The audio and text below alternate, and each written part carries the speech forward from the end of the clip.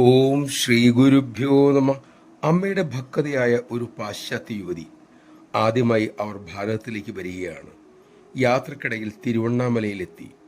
അപ്പോൾ അവിടെ മഹായോഗിയായ രാം സൂരത് കുമാർ ഉള്ള കാലമാണ്.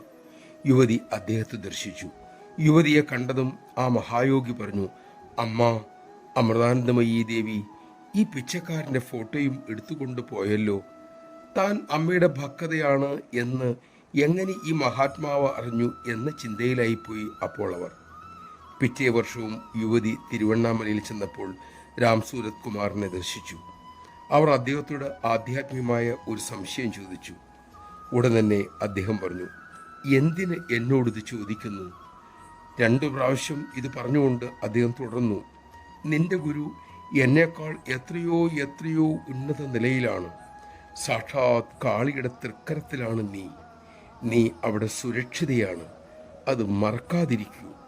നമഃശിവായ. നമ്മിലെ അഹങ്കാരം അമ്മയുടെ മഹിമ നമ്മിൽ നിന്നും മറച്ചു പിടിക്കുന്നു. അഹങ്കാരത്തെ മറികടക്കാൻ അമ്മയുടെ കൃപ തന്നെ വേണം. അതിനായി അമ്മയുടെ മഹിമ കേൾക്കുക, വീണ്ടും വീണ്ടും കേൾക്കുക. മഹത്തുക്കൾ അമ്മയെക്കുറിച്ച് അരുളിയിട്ടുള്ളത് മനനം ചെയ്യുക. അപ്പോൾ നമ്മിലെ അഹന്ത ഭക്തി മണക്കും, മായ മാറി നിൽക്കും, അമ്മയുടെ മഹിമ തെളിയും. അതിനായി നമുക്ക് സാധിക്കട്ടെ. അതിനുള്ള വിവേകത്തിനായി നമുക്ക് അമ്മയോട് പ്രാർത്ഥിക്കാം.